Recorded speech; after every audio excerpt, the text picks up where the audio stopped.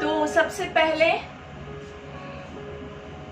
हमारी प्रार्थना हम ले लेते हैं. I am not sure where we disconnected because I was very much busy in my own prayers.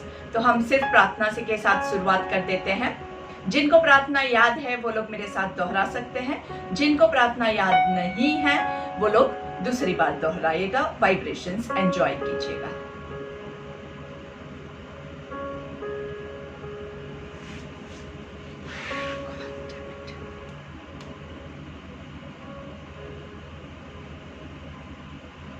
Hello,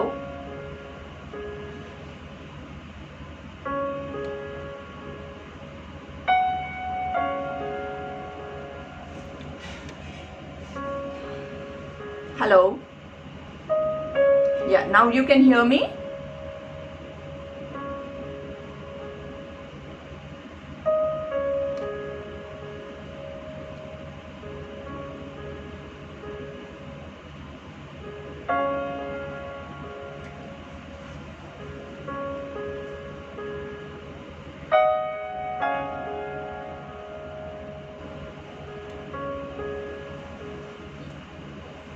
okay, तो सबको मेरी आवाज सुनाई दे रही है. Everyone can hear me now.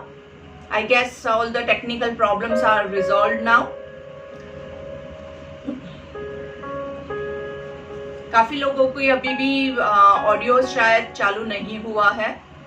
If you know people तो उनको प्लीज मैसेज कर दीजिएगा कि ऑडियोज ऑन करना होगा तो ही वो सुन पाएंगे. You have to connect to your audios.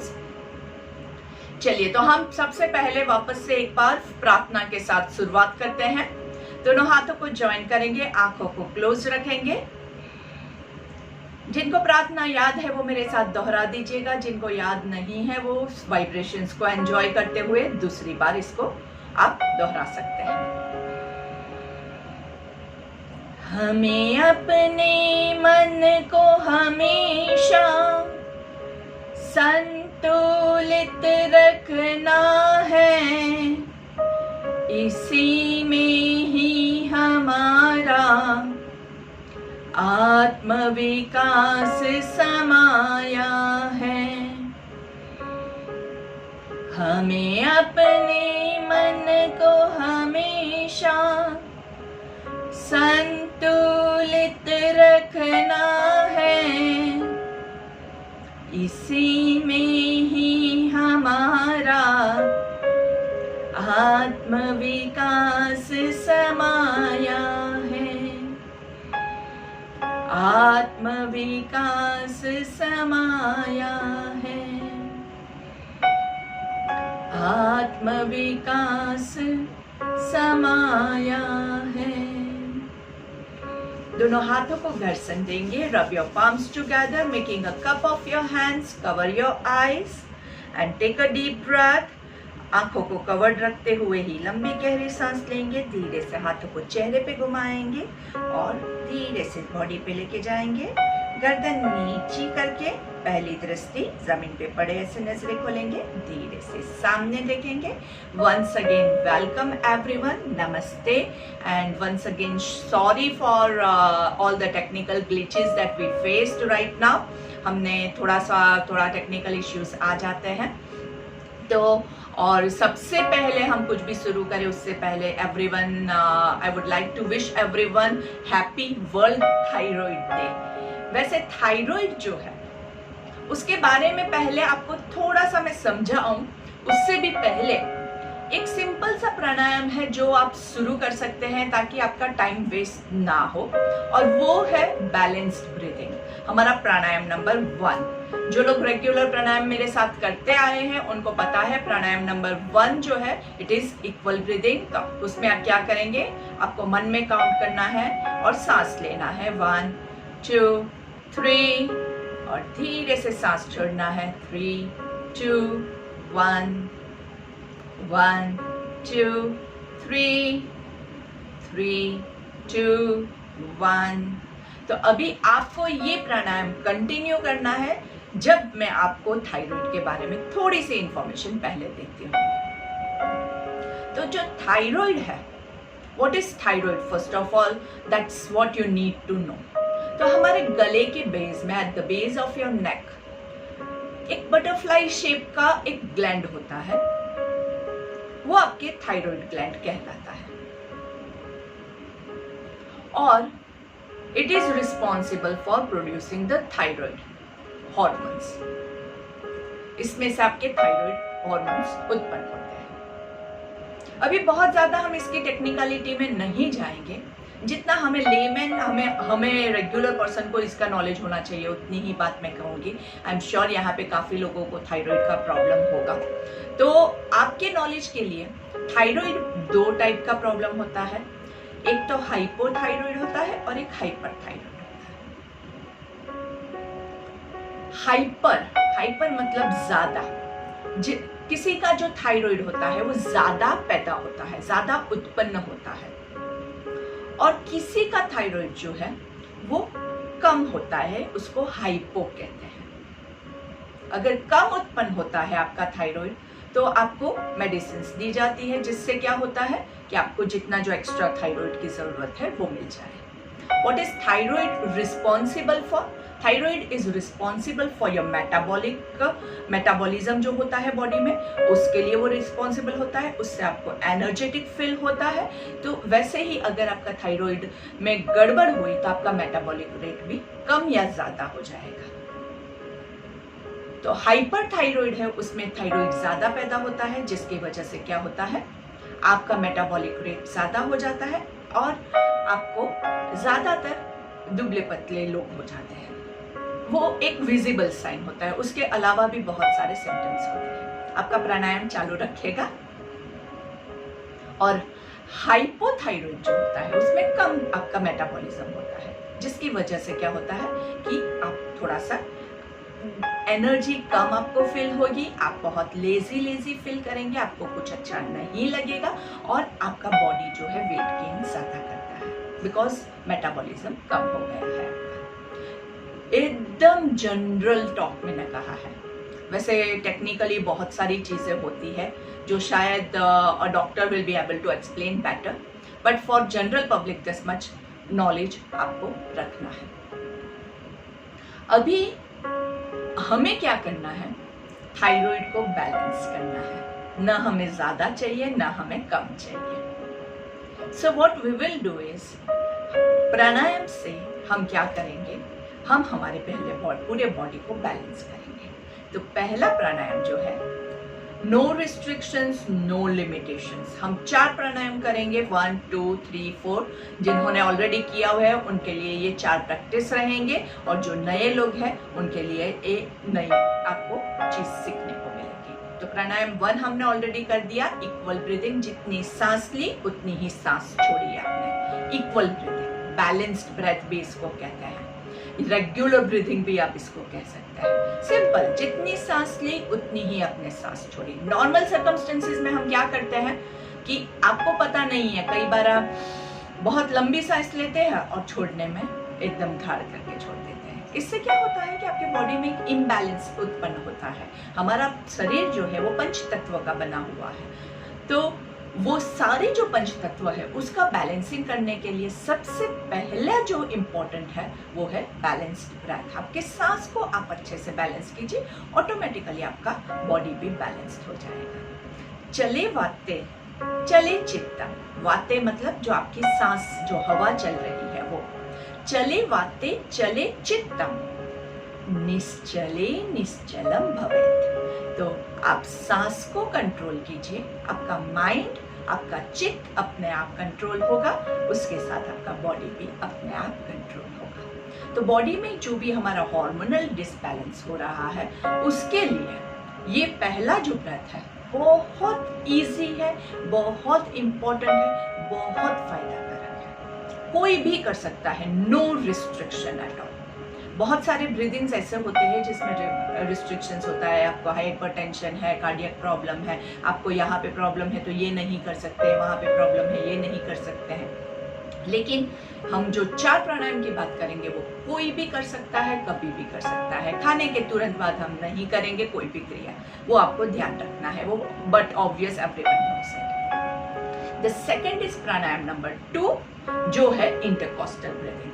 तो मेरे साथ जो ऑलरेडी करते आए हैं उनको मैं बोलूंगी कि चालू कर दीजिए आप। Very good, I see many hands moving. Intercostal breathing जो है उसके लिए आपके जो हाथ है उसको ऐसे आपको लगाना है। यहाँ पे हमारा जो रिब केज होता है, at the edge of your rib cage, यहाँ पे आपको रखना है और हाथों की मूवमेंट नहीं करनी है। हम क्या करेंगे, सांस लेते हुए चेस्ट को फुलाएंगे और सांस छोड़ते हुए चेस्ट को स्क्वीज करेंगे। और आपको यहाँ पे ये जो आपकी रिब केज का एंड है वहां पे थोड़ा सा मूवमेंट फील होगा। और इसको भी आप काउंटिंग के साथ करेंगे। 1 2 3 3 2 1 1 2 3 3 2 1 once again 1 2 3 3 2 1। You can keep continuing the practice। Intercostal muscles जो आपके हैं वो इससे स्ट्रांग होते हैं, आपके लंग्स स्ट्रांग होते हैं, आपके बॉडी को ज़्यादा से ज़्यादा ऑक्सीजन मिलता है, लंग्स ज़्यादा फुल पाते हैं। इससे लंग की कैपेसिटी जो होती है, उसकी जो इलास्टिसिटी होती है वो बेटर हो जाती है। ये हो गया आपका प्राणायाम नंबर 2।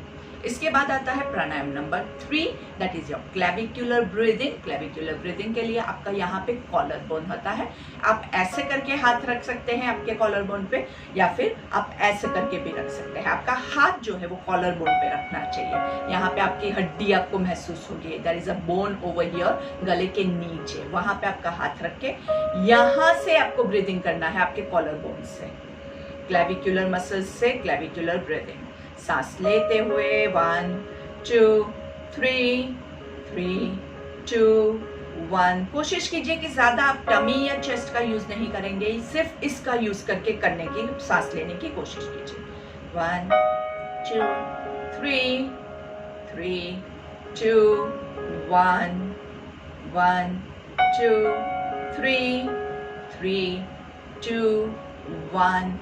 क्लेविकुलर ब्रीदिंग जो होता है वो थोड़ा सा कंफ्यूजिंग होता है सबके लिए, क्योंकि बहुत इसमें ज्यादा मूवमेंट होती नहीं है और हमें ऐसा लगता है कि शायद हम गलत कर रहे हैं। लेकिन एकदम अगर आपको लाइट मूवमेंट भी यहाँ पे फील हो रहा है तो आप सही ही कर रहे हैं। और आपको सिर्फ ये हाथ यहाँ रखना है और आंखें बंद करके आप लीजिए सांस। क्लेविकुलर मसल्स जो है ये मसल्स हम कम से कम यूज करते हैं, इसका कभी एक्सरसाइज भी नहीं होता है।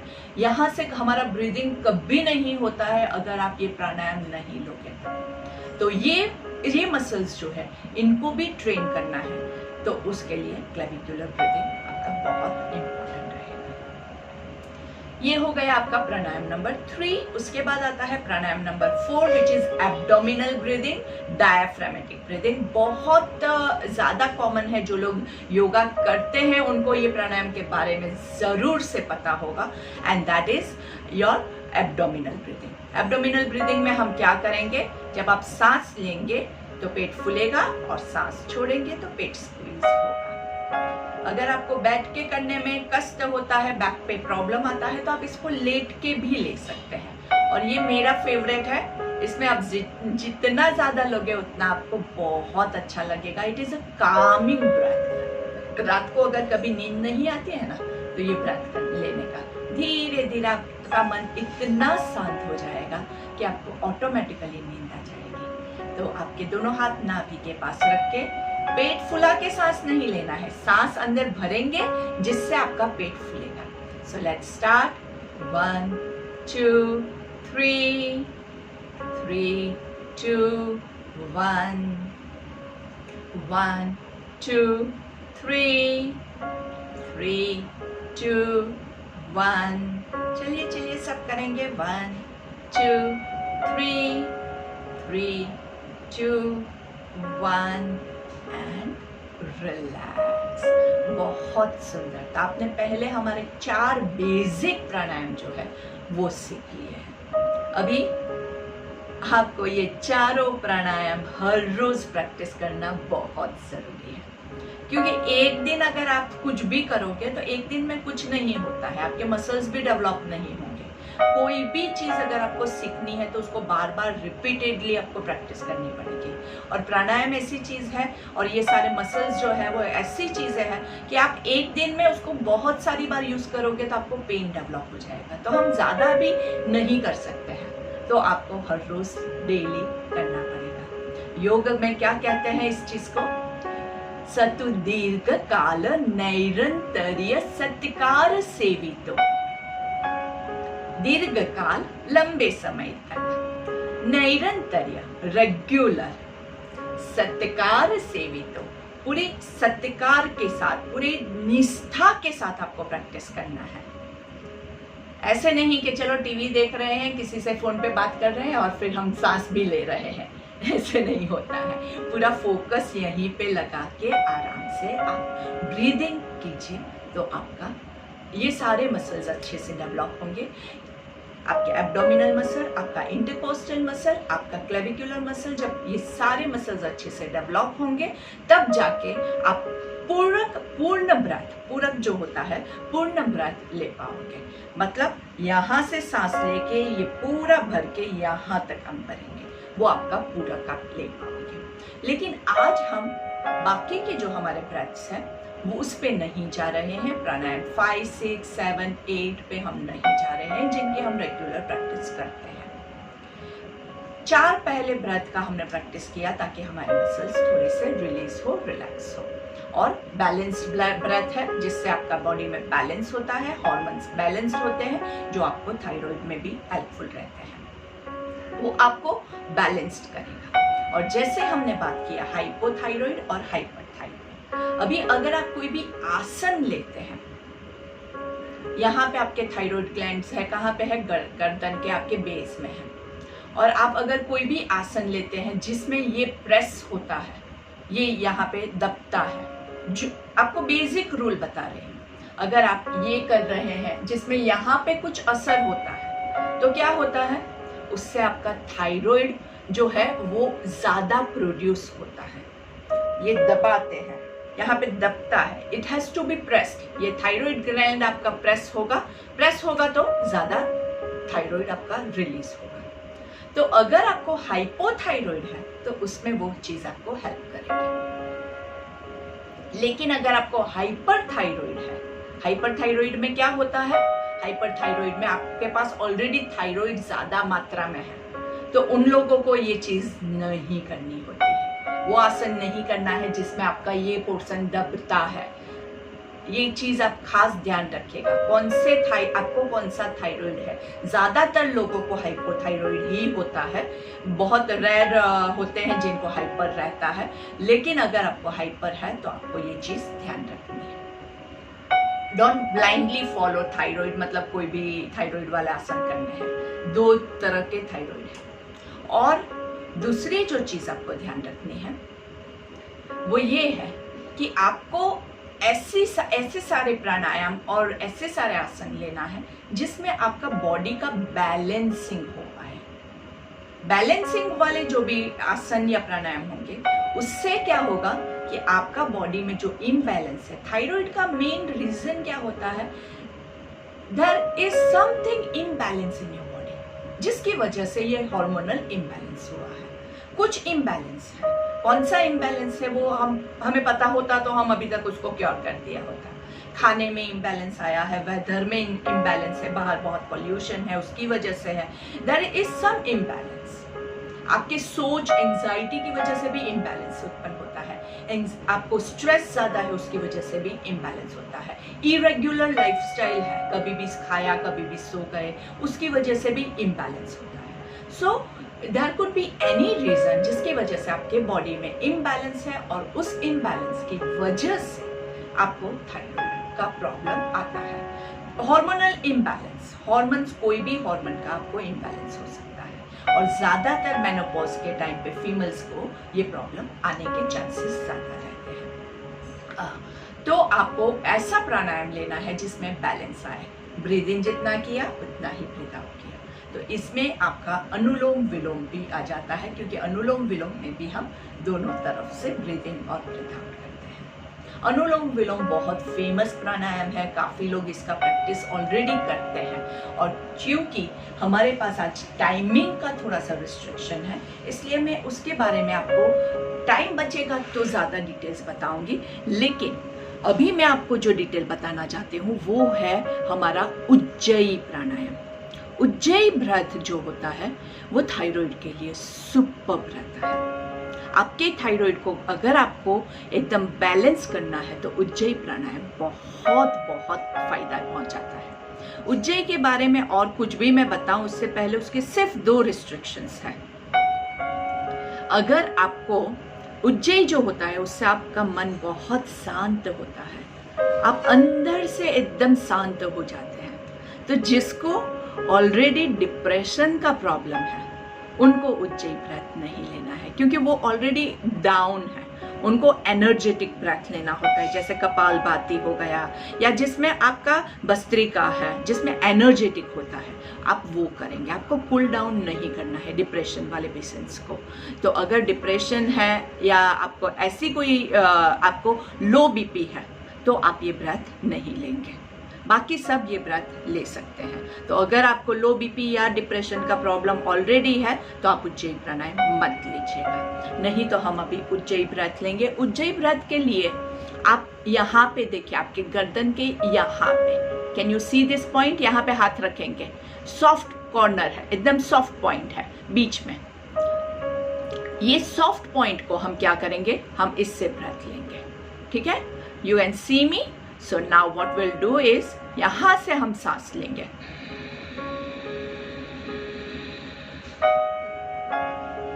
यहां पे आप हाथ रखिए तो आपको फील होगा। You can keep your hand over here so that you can feel the breath.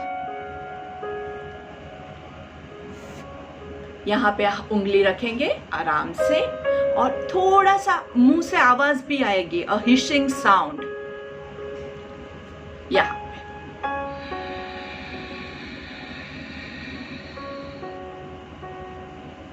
धीरे धीरे, बहुत ज्यादा प्रेशर मत कीजिएगा, क्योंकि अगर आप पहली बार कर रहे हैं और बहुत ज्यादा प्रेशर देंगे तो obviously you will hurt yourself. जिनको प्रैक्टिस नहीं है वो लोग बहुत ज्यादा लोभ मत कीजिएगा, आराम से धीरे धीरे जितना होता है उतना कीजिए। इतना अंदर नहीं जाता है और आप सिर्फ आधा कर पाते हैं, बस इतना ही किया तो भी संतोष रखिए, खुश रहिए, आपको फायदा जरूर होगा। धीरे धीरे हमेशा कोई भी चीज आपको इम्प्रूव करनी है, तो एकदम से अचानक से आप प्लीज बहुत ज्यादा रिस्क मत लीजिएगा। उज्जयी प्राणायाम जो है वो थायराइड के लिए तो बहुत अच्छा है। उसके अलावा थोड़ा सा बीच में रेस्ट लीजिए, बीच में एकदम कंटिन्यूअसली मत करते रहिए। इसीलिए मैं बीच बीच में ये कहानी भी सुना रही हूँ, क्योंकि हमारा पर्पस जो है वो क्या है कि 2 ब्रेथ ले, उसके बीच में थोड़ा सा आपको रेस्ट करना बहुत जरूरी है। तो उज्जयी से, बिकॉज यहाँ गर्दन के साथ वो आपका कनेक्टेड है, तो उज्जयी जो आपका प्राणायाम है उससे आपके गले का जो भी क्रिया है उसमें आपको बहुत फायदा होता है। आवाज जो है, जिसको आवाज का प्रॉब्लम होता है, आवाज अच्छे से खुलती है, आप अच्छे से बात कर पाते हो।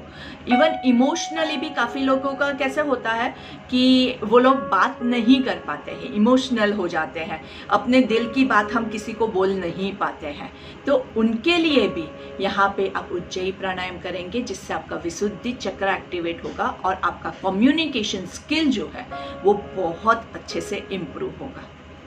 सिंगर्स के लिए उज्जयी प्राणायाम बहुत हेल्पफुल रहता है। सिंगर्स का गले से आवाज खुल के निकलना चाहिए, तो वो आप अगर हर रोज उज्जयी प्राणायाम की प्रैक्टिस करोगे तो आप अच्छे से कर सकते हो। कोई भी प्राणायाम है उसको इतनी सारी बार मत कीजिए कि आपके गला बैठ जाए। थोड़ा थोड़ा लेना है, 2-4 बार लिया, सुबह 2-4 बार लिया, शाम को 2-4 बार लिया, बहुत हो गया। हमें कोई उसमें एकदम गोल्ड मेडल नहीं हासिल करना है कि बहुत सारी बार हम उसको करें, हर रोज करना है, दीर्घकाल निरंतर्य। चलिए वापस से हमारा रेस्ट टाइम ओवर।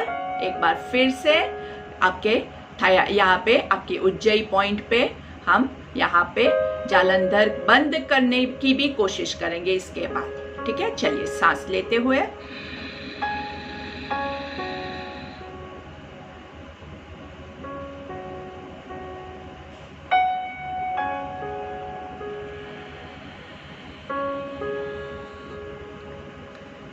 उज्जयी प्राणायाम करने के बाद होल्ड करेंगे।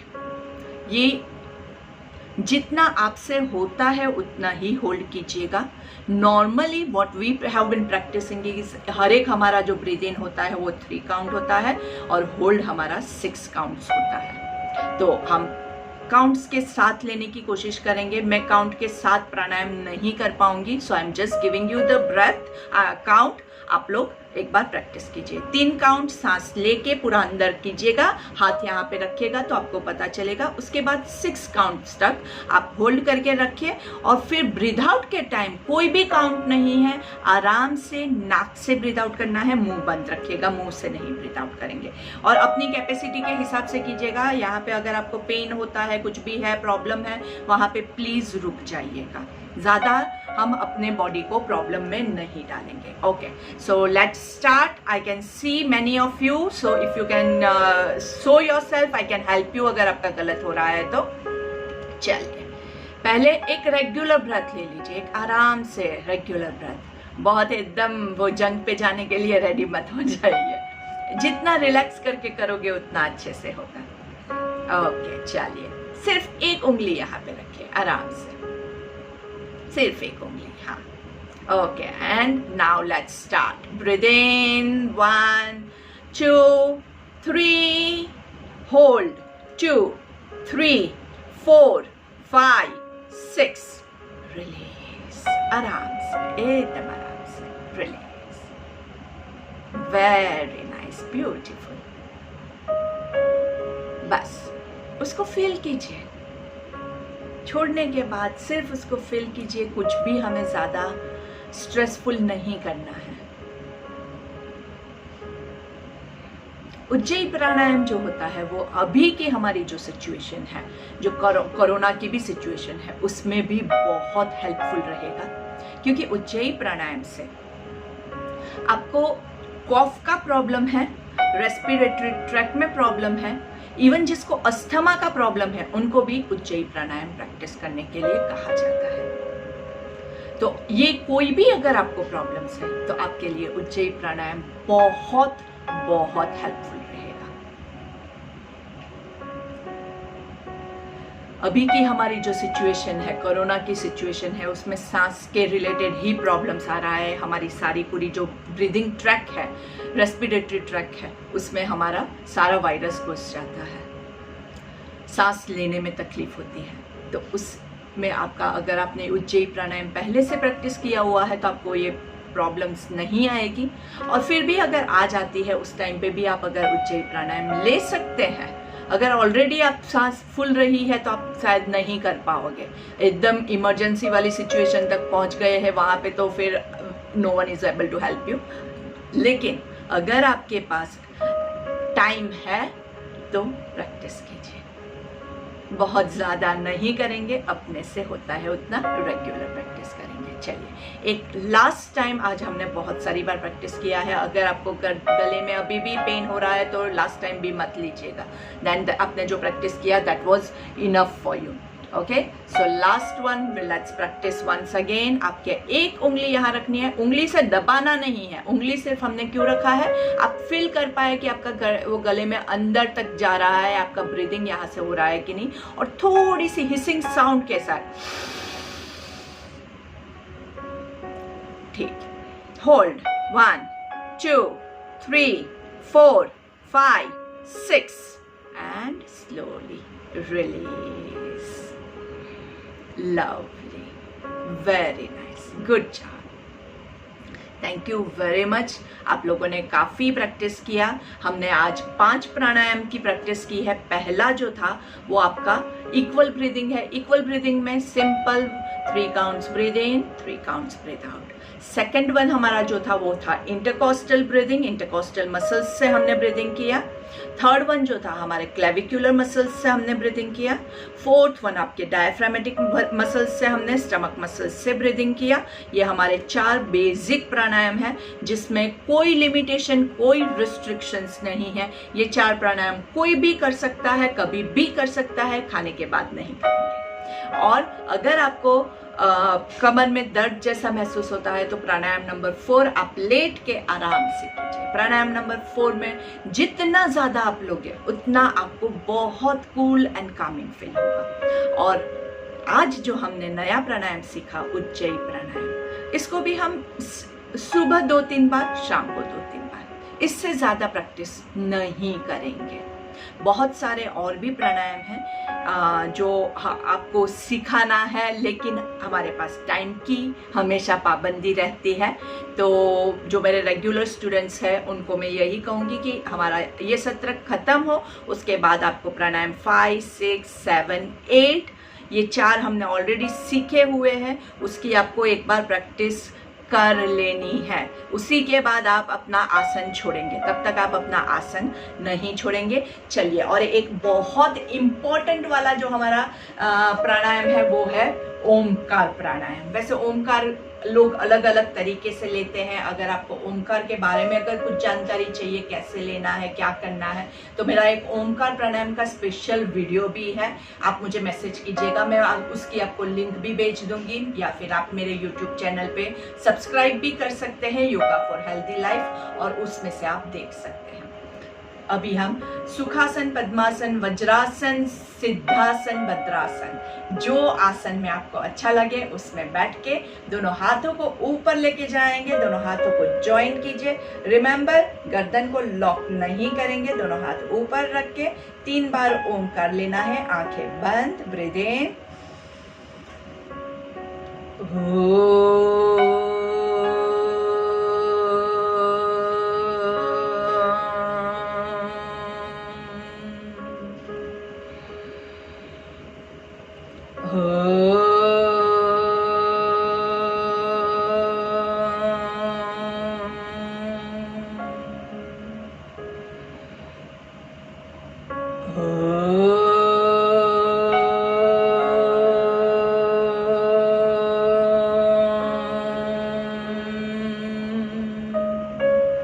आंखें बंद रखते हुए दोनों हाथों को धीरे से रिलीज करेंगे। कमर गर्दन सीधी, और 3 भ्रामरिक लेंगे। भ्रामरिक के लिए कान और आंख को कवर करेंगे, मुंह बंद रख के ओमकार लेना है। इसमें हम हमारे सारे सेंसेस को क्लोज करके अपने अंदर हमारी ऊर्जा को महसूस करने की कोशिश करेंगे।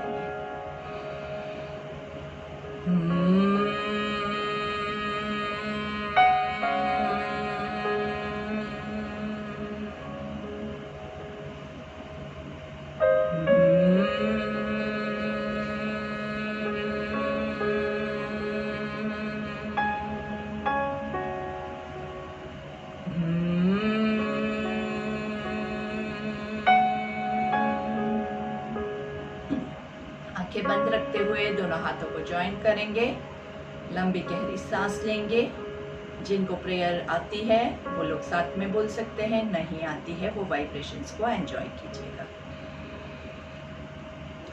ओम पूर्णमदः पूर्णमिदं पूर्णात् पूर्णमुदच्यते पूर्णस्य पूर्णमादाय पूर्णमेवावशिष्यते।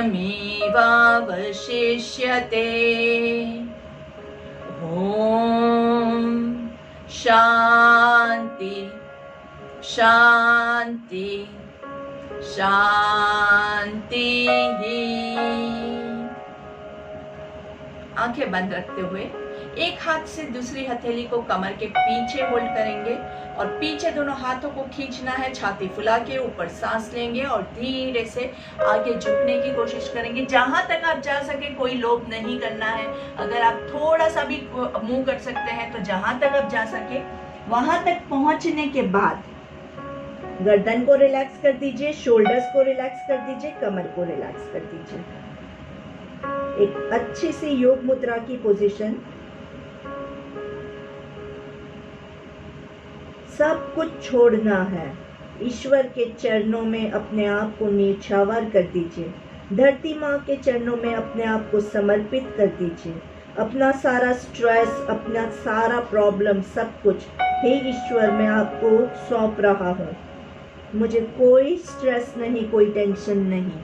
और सब कुछ छोड़ के फिर धीरे से सांस लेते हुए ऊपर आएंगे। देखिए आप अपने आप को कितना लाइट एंड एनर्जेटिक फील करते हैं। और धीरे से दोनों हाथों को रब करेंगे, घर्षण देंगे, हाथों का कप बना के आंखों को कवर कीजिए। आराम से हाथों को चेहरे पे घुमाते हुए धीरे धीरे नीचे पूरे बॉडी पे लाएंगे। गर्दन को नीचे रखें और धीरे से पहली दृष्टि जमीन पे पड़े, ऐसे नजरें खोलेंगे, सामने देखेंगे। गर्दन सीधी, कमर सीधी, गर्दन को लेफ्ट साइड पे ट्विस्ट करेंगे, शोल्डर्स नहीं हिले, ऐसा ध्यान रखिएगा। सेंटर में गर्दन को राइट साइड पे ट्विस्ट करेंगे, सेंटर में गर्दन को लेफ्ट साइड पे नीचे लेके जाएंगे, सेंटर में राइट साइड पे नीचे लेके जाएंगे, सेंटर में गर्दन को पूरा सीधा नीचे। Try to touch your chin to your chest. सांस लेते हुए ऊपर की ओर देखेंगे, ऊपर मुंह को खोल बंद करना है 3 बार। आ। धीरे से वापस से चिन टू चेस्ट, जालंधर बंद करते हुए पूरा नीचे टच करने की कोशिश करेंगे। धीरे से सांस लेते हुए ऊपर देखेंगे और ऊपर ईश्वर का शुक्रिया करेंगे। हे ईश्वर, आज आपने हमें ये समय दिया कि हम इतना अच्छा प्राणायाम सीख पाए। आपका खूब खूब धन्यवाद, आपका कोटि कोटि धन्यवाद। Thank you very much. Thanks to every one of you कि आप लोगों ने बहुत अच्छे से आज का सेशन अटेंड किया। आशा करती हूँ कि आप लोग इसकी ज़्यादा से ज़्यादा प्रैक्टिस करेंगे ताकि आप सबको इसका ज़्यादा से ज़्यादा फायदा हो। वैसे मेरे पास समय की बहुत पाबंदी है, नहीं तो आपको सिखाने के लिए बहुत सारी चीज़ें हैं। थैंक